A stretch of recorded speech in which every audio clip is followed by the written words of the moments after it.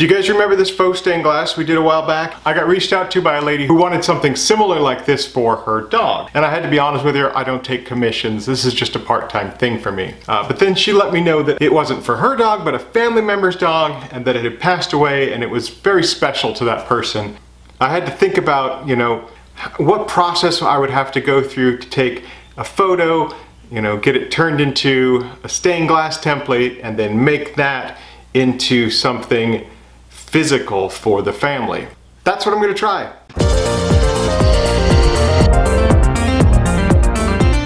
Sent me out a number of photos. Appears to be a husky. Really cute photos here. Really like this one. But the more I was looking, thinking that that was my best bet, just because of the way you can see the face. And now I have to figure out how to make that into a stained glass template. So I jumped onto a Facebook group that's got a large amount of other makers and artists, and basically asked if I had a picture of somebody's dog that I want to make into stained glass, is there anybody in this group that thinks they could do that? And I got a response back from Sarah, who said, yeah, that's totally doable. She's done something like that before, and she would love to take on the project. We had to make a few little tweaks here and there because of the nature of faux stained glass. So the frame all has to hold together. It has to be a single cohesive piece. But a little back and forth with Sarah, and I ended up with a really cool file. One of the real challenges of making this faux stained glass has been the frame. I've done it all on the laser, and it's all worked eventually. It takes a number of iterations to get it right, and I've yet to cut one out correctly on the first try. It doesn't have to be wood. Why don't I use a 3D printer? Here you can see one of the challenges I was talking about. The eyes can't just free float, so I asked Sarah to connect the eyes, these little shaded parts by the muzzle, and her nostrils. These parts are really thin. How will they print? I don't know. Let's send it to the X1 Carbon and see how it does.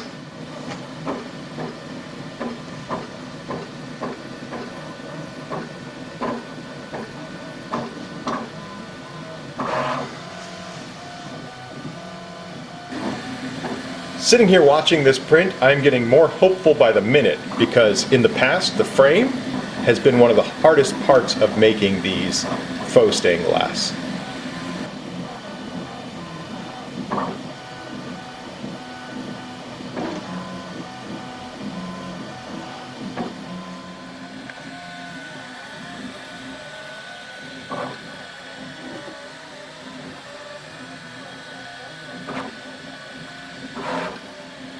I've had this printer for almost a year now, and in that time period I have never used any adhesive materials. If the plate is clean, the print will adhere on its own.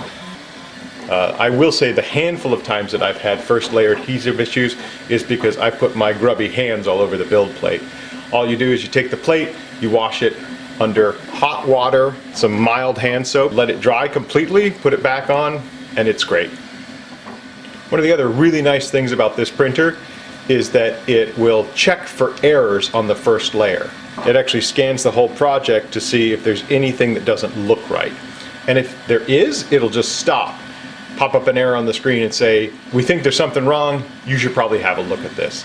It doesn't waste filament to try to print the whole thing out, which is so nice. And that solves a lot of problems before they even begin. But today, it doesn't look like we're going to have any issues to solve. This looks like it's printing out beautifully.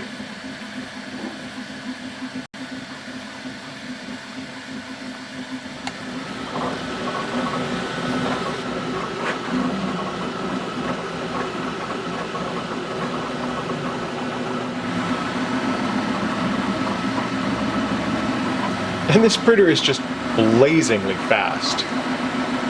And we're not even on the fastest speed, we're on standard. There's 2 speed settings above this one. Look at it go! So we're down to the last layer here. Looks like we've got just a few minutes left. I was a little worried about this print, but I shouldn't have been. It looks like it's printed flawlessly. Honestly, everything I've experienced with this machine, the ease of use, the quality of prints. When I got this printer last year, I posted about it on Instagram, and one of my friends commented, because at the time I had never used a 3D printer before, you have a learner's license and someone just handed you the keys to a Ferrari. Enjoy every second. And it looks like we're going to have a really good frame for the basis of this project.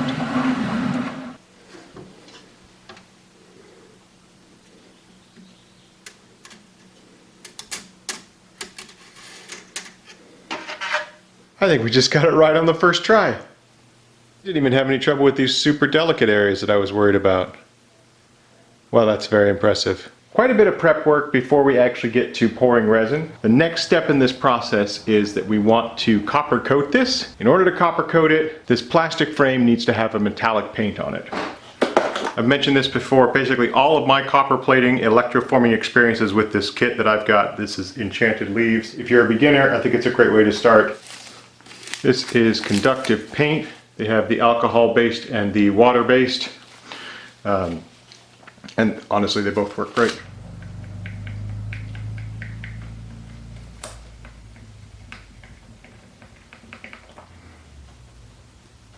And there we go, it's all nice and stirred up and ready to use. These are 3D printed painter's pyramids. They're incredibly lightweight.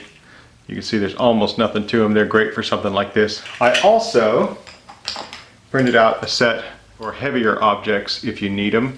The model on Maker's World for this is larger than I wanted, so I scaled it by 50% to get them this size. It also looks like they do pretty good damage to your feet if you found them on the shop floor. So don't misplace these. And you want to do light coats of this, and it should dry pretty quickly.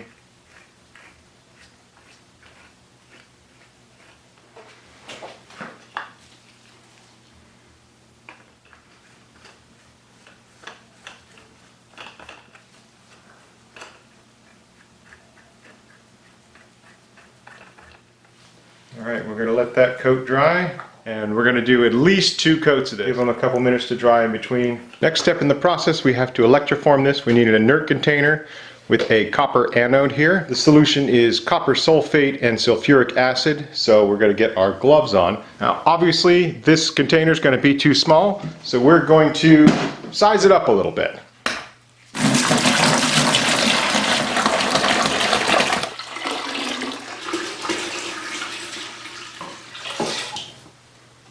Yeah, pretty close. Let's add a little bit more. I guess we're in for the penny, we're in for the pound here. We'll just add a lot of it.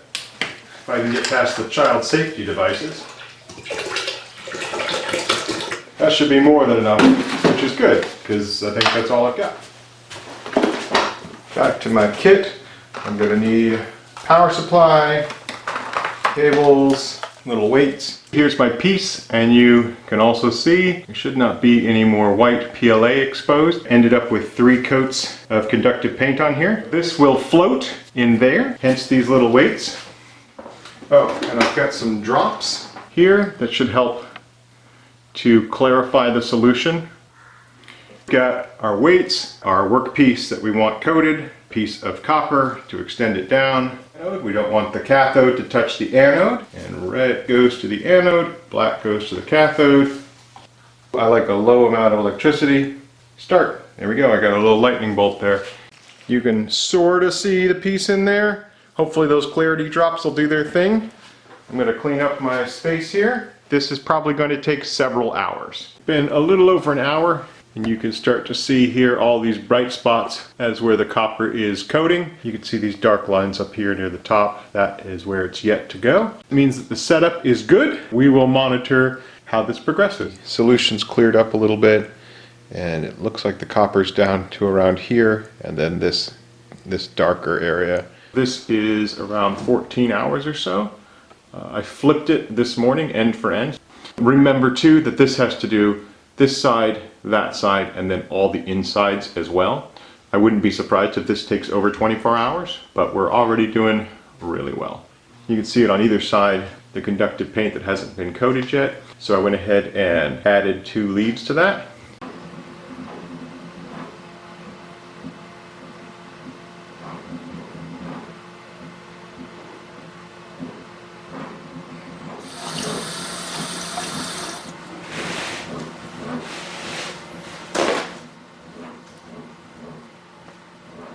Now this will begin oxidizing incredibly quickly. You'll get a really cool oxidation effect.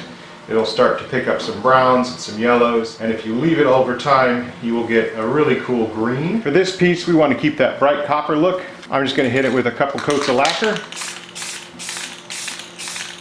Nice thing about lacquer is it dries incredibly quick. You can build up layers of lacquer pretty quickly, so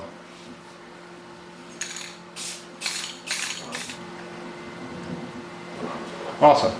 The first faux stained glass, we used blue tape, and it was really good for minimizing leakages and spills, but it was super hard to get off the back. In fact, I had to end up using solvents to do it. The second one, I used this resin tape, and it was very easy to get off the back. In fact, it came off on its own, which was why we had more leakages and spills with this one. This last one was a huge mistake, and it ended up removing copper from the back of the piece, but in its defense, it was never supposed to be used the way we used it.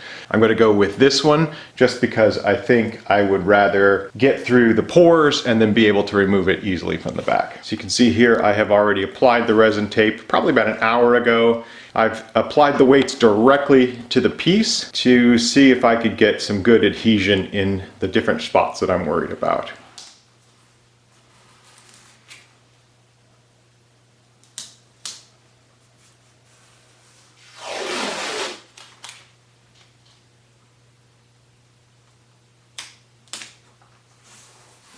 Will that help? I don't know. Couldn't hurt.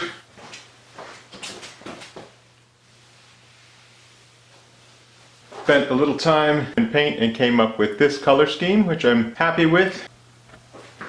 Honestly, took quite a lot of testing. Okay, so this will end up being our palette of colors. Mixing cups, mixing sticks, syringes, and pipettes. Today we'll be using Totalboat high performance resin. I'll also be using my dispenser, which is great for these because we use a small amount at a time and it's perfect. Oh, is there anything else I can do to delay starting this project? First color we're going to go with here is this pure white.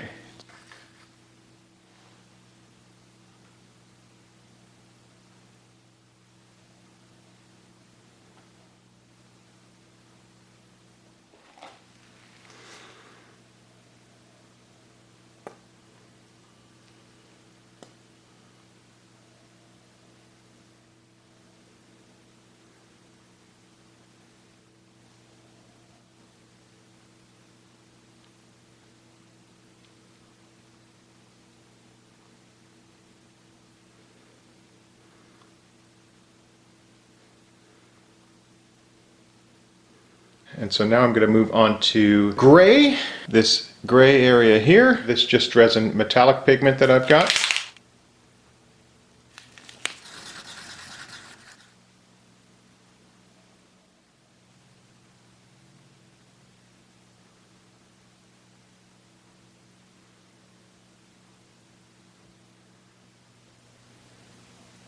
If you're wondering why you're not hearing any audio, it's because I stopped breathing like 5 minutes ago. Apologies for that.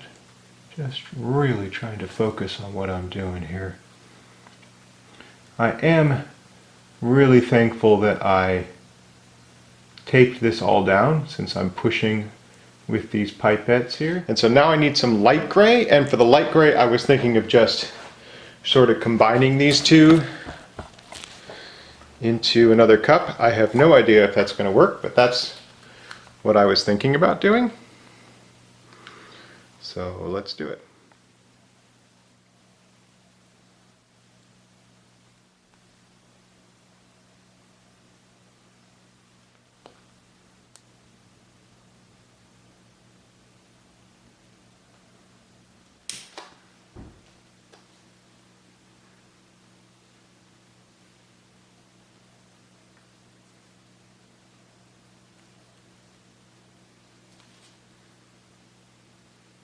This is charcoal from a bag that you would use in your barbecue. Put it in the spice grinder, ground it up real fine.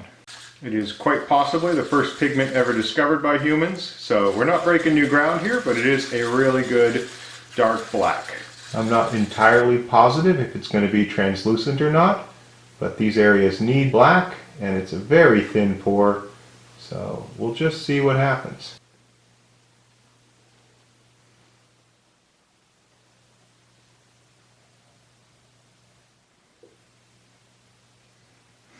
That black is really striking.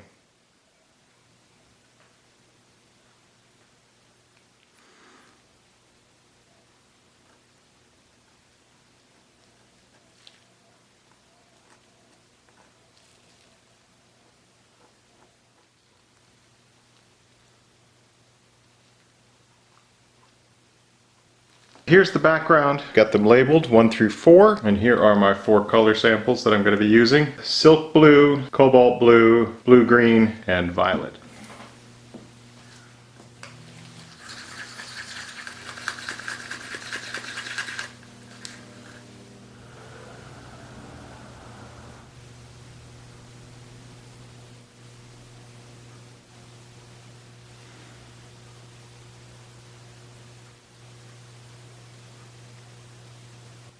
I really like what Sarah did with these triangles. I think it's a nice background to this. It's one of the reasons why you want to work with a human being. I know there's a temptation to do this with artificial intelligence. 2 things: I think there's artists out there who are eager to do the work and are good at it, and doing it with AI is a detriment to them. But even from just a, hey, I don't have the money for this, I want to try it with AI, I get that. There's an economy where it comes to AI, but at the end of the day, they just don't do, the AI will not be superior to an artist's vision, in my opinion.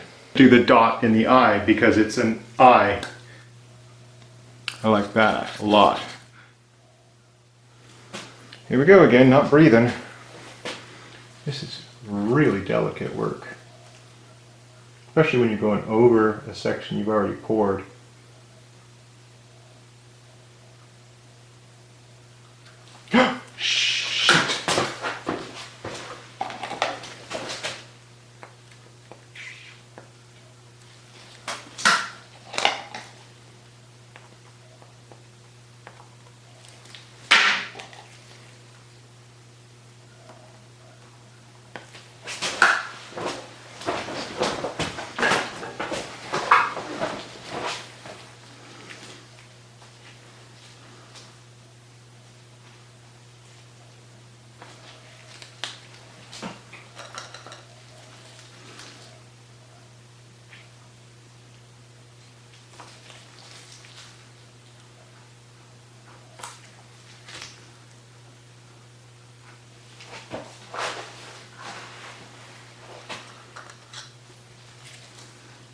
Wow.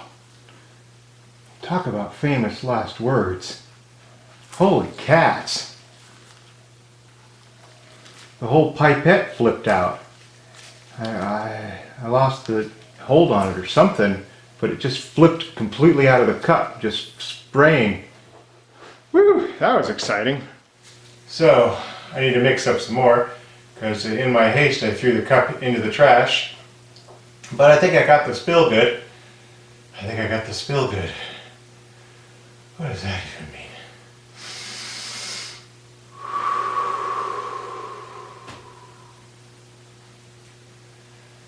Okay.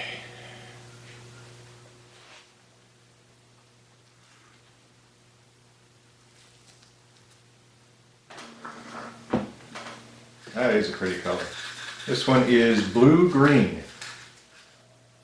Here's these birds singing in the background like most people would think they were peaceful. And I think they're just making fun of me. You don't know what you're talking about. I'm doing my best, bird. Leave me alone. There are actually 2 more colors after this, but they're both super small little cells. This is the last main color that I'll need to pour in multiple places. I like that. That's a cool color. This is one of those colors that's going to be hard to see because we're pouring on a blue background. I encountered this with the peach.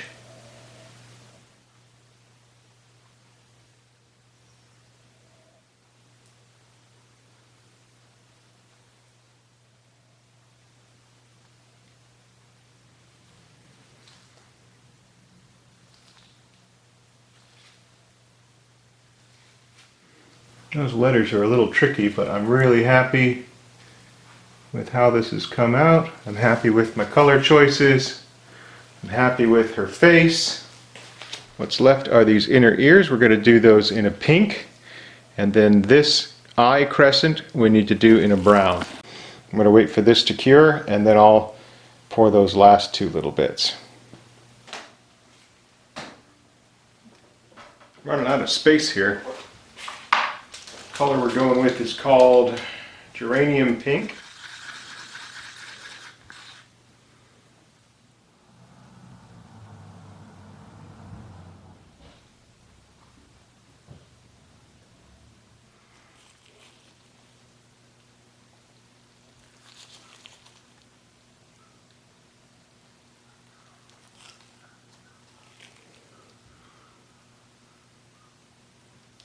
I think it's called heterochromatic, where they've got the two different colored eyes. And so she's got a blue eye, and we went with the silk blue for this one. And for the brown eye, we're gonna pick this mahogany, which is perfect because this is my last medicine cup. It's actually really cool looking brown as well. And I know a thing or two about cool looking browns, right? Right? All right, this is gonna take almost nothing. All right, all the colors are filled in.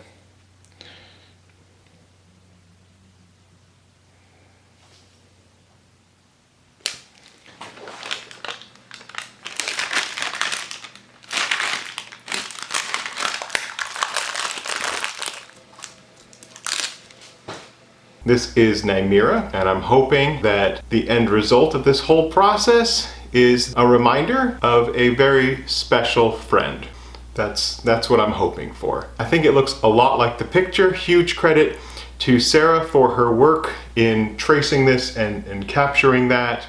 And I think the colors and everything just it just really works together. At the very least, I hope that they look at this and it reminds them of their dog. This is the fourth time that I've done this faux stained glass. I'm obviously hooked on the process because this is the fourth time that I've done this faux stained glass. 3D printing the frame was such a good idea. Having that work on the first try was fantastic. The only caveat I would say to that is that I made this frame a little thinner than it should have been. So when I printed this out, I'm pretty close to 1/8 of an inch here. The next one that I do, I will definitely make the Z axis, I will make that 1/4 of an inch. And I think that that's the thinnest I would go. I printed out a frame that is 1/4 inch in thickness, and it's got a recess all the way around here. And then I printed out a sheet as a diffuser panel, and then this goes in there. And it doesn't take away from anything, it adds 1/8 inch frame all the way around the outside. I'll probably secure this in there, maybe with some double stick tape in the corners so that it can be taken out if needed. I think it looks really, really good. So I've got to package this up and get this out to them. You know, people reach out to me all the time for commissions and I just say, I'm sorry, I don't take them. But their story really touched me, and I'm hoping that this will be well received. I mean, I'm hoping that they'll appreciate this. While we're doing all of that, I also decided to print off a lithograph. If you open up Bambu Lab Studio and go into I think it's called the Maker Lab, there's an option there to turn a photo into a lithograph. And I went ahead and did that. So what you get out of that process is 3 pieces. You get this little white stand-up thing, you get a back panel, and you get a frame. Oh, this has still got the supports in it. The supports on this just come off. Okay, so then the diffuser goes in there. Purchased this light source off Bambu Labs 2 days ago. USB-C plug. Oh yeah, like that. That's just white filament. That's just regular old white filament that's been backlit. But because of the peaks and ridges in it, you get the picture. That's really pretty. That's really cool. The cost of the backlight's like $9, and the rest of it is just filament. Black filament and white filament.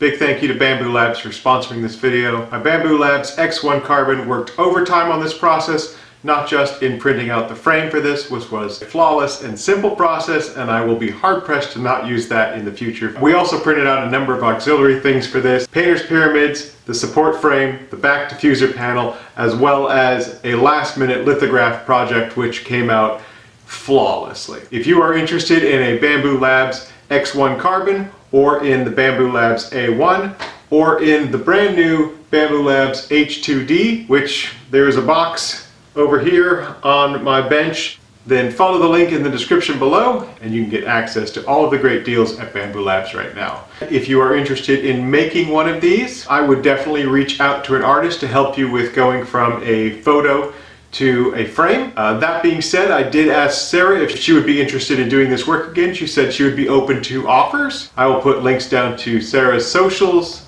down in the description as well.